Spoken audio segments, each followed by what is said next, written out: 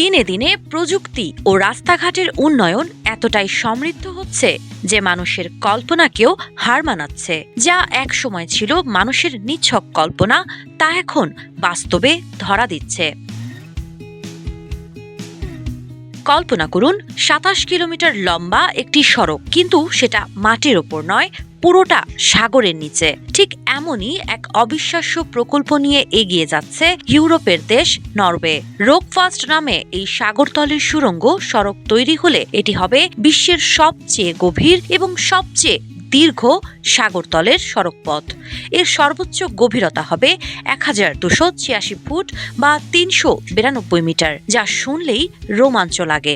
Perfect Blender fresh মশলা, ভালোবাসার স্বাদ অটুট থাক।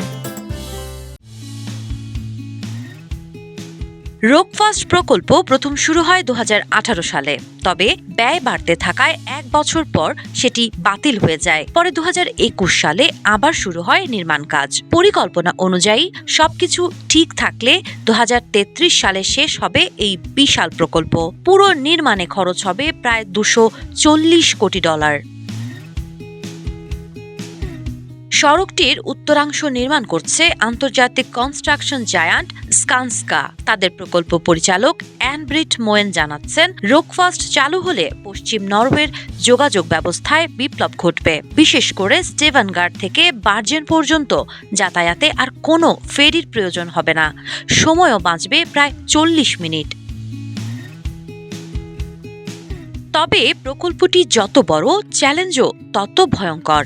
সুড়ঙ্গের দুই প্রান্ত থেকে একসঙ্গে খনন চলছে। সমুদ্রপৃষ্ঠ থেকে ৩০০ মিটার গভীরে কাজ করতে গিয়ে বারবার ছিদ্র হয়ে পানি ঢুকে যাচ্ছে। আর সবচেয়ে গভীরে ৩৯২ মিটার এলাকায় পৌঁছালে ঝুঁকি আরও বাড়বে। এটা নিয়ে প্রকৌশলীদের বড় শঙ্কা। আরেকটি বড় সমস্যা হলো, এত গভীরে কাজ করার সময় শ্বাস নেওয়ার জন্য পর্যাপ্ত অক্সিজেন থাকে না। এজন্য বিশেষ ভেন্টিলেশন সিস্টেম বসানো হচ্ছে।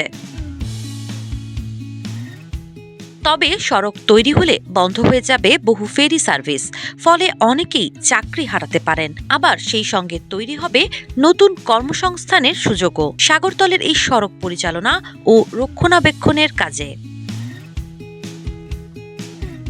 বর্তমানে বিশ্বের দীর্ঘতম সুড়ঙ্গ জাপানের সেইকান টানেল, যার দৈর্ঘ্য ৫৪ কিলোমিটার, আর সাগরতলের অংশ ২৩ কিলোমিটারের বেশি।